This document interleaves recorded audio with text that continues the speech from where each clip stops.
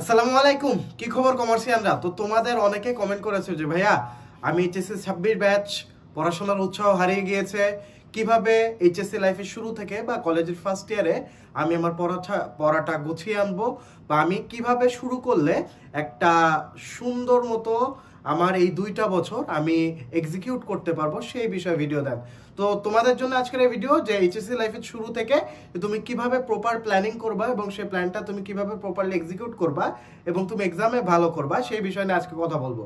তো চলো দেরি না করে শুরু করি। প্রথমে দেখো, আমাদের প্রত্যেকেরই সিঁড়ি ওঠার একটা ধাপ আছে। সিঁড়িতে তুমি কখনোই ফার্স্ট স্টেপে পা না দিয়ে একদম 5 বা 6 স্টেপে পা দিতে পারবে না।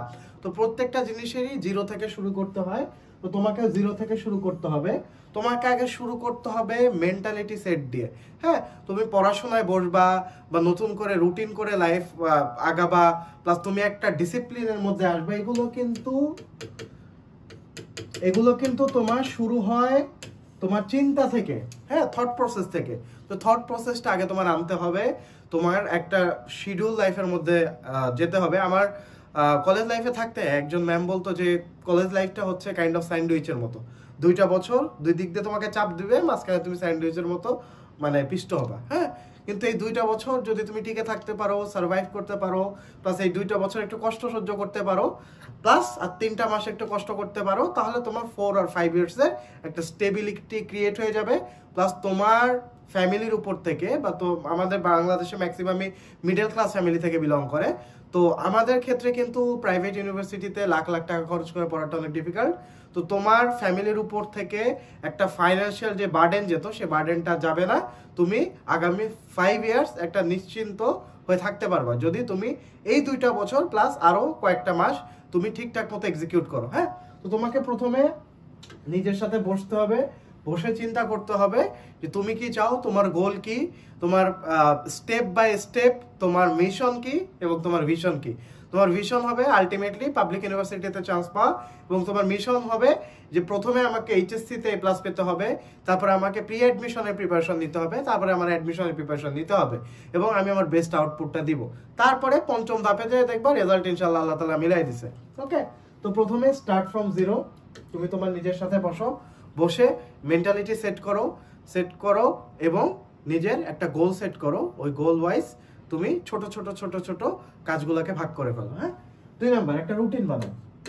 এখন তোমাদেরকে হয়তোবা আমি কি বলবো, যে প্রচলিত নিয়মে বলতে পারি রুটিন বানাও, তুমি কয়টার দিকে উঠবা ঘুম থেকে, কয়টার দিকে খাবা।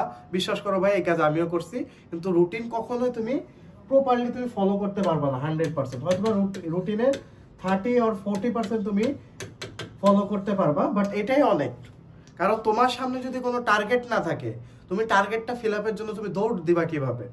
আমাদের যখন রেস ট্র্যাকে 100 মিটার স্প্রিন্ট দেওয়া হয়, আমরা জানি ফিনিশিং লাইন 100 মিটার পর আছে, ফিনিশিং লাইনটা আমরা দেখতে পাই, তখন আমরা দৌড় দিতে পারি। তুমি যদি ফিনিশিং লাইন কোথায় এটাই না জানো, তাহলে তুমি কোথায় দৌড় দিবা? ডানে দৌড় দিবা, বামে দৌড় দিবা, না সোজা দৌড় দিবা? তো এই জিনিসটা তোমার জানা থাকে না। তো তোমার রুটিনটা তোমার একটা অবজেক্টিভকে শেপ করতে সাহায্য করে, যে না তোমার চোখের সামনে রুটিনটা থাকবে। হ্যাঁ, তোমার খাওয়া, ঘুমানো, গোসল করা এগুলো অ্যাকচুয়ালি আননেসেসারি, তবে প্রতিদিন তোমার কোন কোন কাজগুলো করা জরুরি। যে হ্যাঁ, আমি কলেজে যাব, কলেজ থেকে এসে একটু ফ্রেশ হব, ফ্রেশ হয়ে একটু হাঁটতে বের হবো বা খেলতে যাব, বা আমি বই পড়বো, বা আমি জিম করব।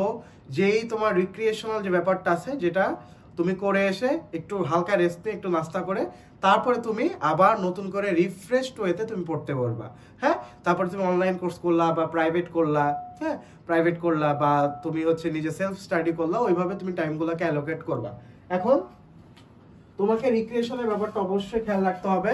তোমার মাইন্ডের সাথে বডির একটা ইন্টার কানেকশন আছে। হ্যাঁ, এই কানেকশনটা কিন্তু তুমি প্রথমে ইনিশিয়ালি বুঝতে না পারলো, বা এটার দিকে অনেকে গুরুত্ব দেয় না, কিন্তু তুমি দেখবা যখন তুমি হেলদি একটা লাইফস্টাইল লিড করতেছো, তুমি মানে ফিজিক্যালি তোমার যেই কি বলবো, তোমার যে ফিজিক্যালি যে স্ট্রং থাকা দরকার, তুমি ফিজিক্যালি স্ট্রং থাকার জন্য তুমি রেগুলার খেলাধুলা করতেছো বা হেঁটে আসতেছো, একটা ফ্রেশ বাতাস নিয়ে আসতেছো, এটা কিন্তু তোমাকে মেন্টালি অনেক স্ট্রং হতে সাহায্য করবে এবং তোমাকে কাজের একটা ফুয়েল দিবে।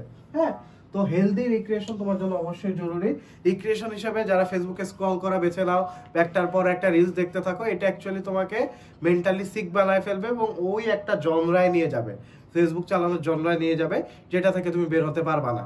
তোমার কামব্যাক ওই মাথার মধ্যে হবে, রিলের মধ্যে হবে, রিলের মোটিভেশন গানের মধ্যে হবে, রিয়েল লাইফে আর তোমার কামব্যাক করা হবে না। হ্যাঁ, তো রিয়েল লাইফে যদি কামব্যাক করতে চাও তোমাকে হেলদি রিক্রিয়েশনের ওয়ে খুঁজে বের করতে হবে।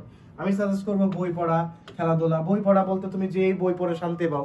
আমি যেমন তোমার আগে হচ্ছে তোমার 3 গোয়েন্দার বই পড়তাম, হ্যাঁ, তারপরে আস্তে আস্তে যখন বড় হয়েছি তখন তোমার আমার একটু উপন্যাসের দিকে ঝোঁক গেল, উপন্যাস থেকে পরে হিস্ট্রি বই রিলেটেড, এখন আবার তোমার সেলফ ডেভেলপমেন্ট বইগুলো পড়তে ভালো লাগে। মানে বয়সের সাথে সাথে তোমার চয়েস চেঞ্জ হয়, তো তুমি তোমার যেটা ভালো লাগে তোমার এই এর জন্য যাই সেই বই তুমি পড়ো, কোনো সমস্যা নেই। হ্যাঁ, তো বই পড়লে তোমার বই পড়ার যে স্পিরিট, বই পড়ার যে তোমার অভ্যাস, সেটা বিল্ড আপ হয়, এটা তোমার রিক্রিয়েশনও দিল, প্লাস তোমার বই পড়ার হ্যাবিটও গঠন হলো। হ্যাঁ, তো choose a healthy recreation method.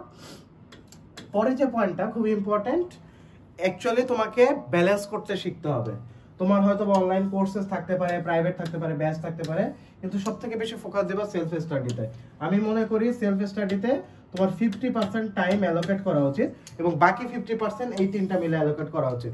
এখন তোমার প্রশ্ন আসতে পারে যে ভাইয়া ব্যাচ, তারপর হচ্ছে প্রাইভেট বা অনলাইন কোর্স, তো আমি তিনটা কুলাই পারবো না। এখন দেখো, অনলাইন কোর্সেসটা হচ্ছে তোমার একটা সাপ্লিমেন্টের মতো বা হচ্ছে একটা ভিটামিনের মতো। তোমার খাবার দাবার খাওয়ার পরে যারা ভিটামিন খায় তারা এক্সট্রা বুস্ট আপ হয় এবং তারা এক্সট্রা কাজ করতে পারে। তো অনলাইন কোর্স তুমি একটা রেখে দিলা, তুমি যে জিনিসটা প্রাইভেটে পড়লা বা বেচে পড়লা, অনলাইনে ধাপ করে তুমি ওই জিনিসটা রেকর্ডেড ক্লাস দেখে নিলা। রেকর্ডেড ক্লাসে এমন অনেক কিছু প্রোভাইড করা আছে যেটা তুমি তোমার প্রাইভেটে পাবা না, বা প্রাইভেটে এমন কিছু প্রোভাইড করা আছে যেটা তুমি রেকর্ডেড ক্লাসে পাবা না। তো যখন তুমি একটা জিনিস 2বার বা 3টা প্ল্যাটফর্ম থেকে তুমি ডেরাইভ করবা, তখন তুমি দেখবা ওই সাবজেক্টে তুমি মাস্টার হতে পারবা, ওই পার্টিকুলার টপিকে তুমি মাস্টার্স হতে পারবা। হ্যাঁ, last but not the least, খাতা গোছানো।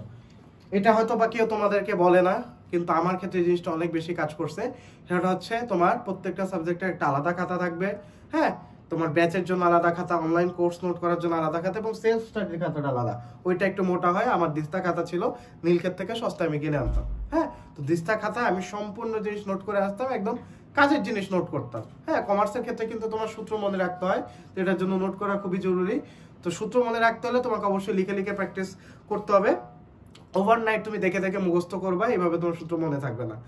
কিছু জিনিস তোমার লিখতে লিখতে অটোমেটিক মাথায় সেট হয়ে যাবে, তো পরীক্ষার হলে যখন ওই জিনিসটা দেখবো অটোমেটিক তোমার বুঝে যাবে যে কোন জায়গায় যেতে হবে, হ্যাঁ, কোন জায়গায় বসাতে হবে। কমার্সের ক্ষেত্রে তোমার এন্ট্রি আইডেন্টিফাই করা অনেক বেশি ইম্পর্টেন্ট।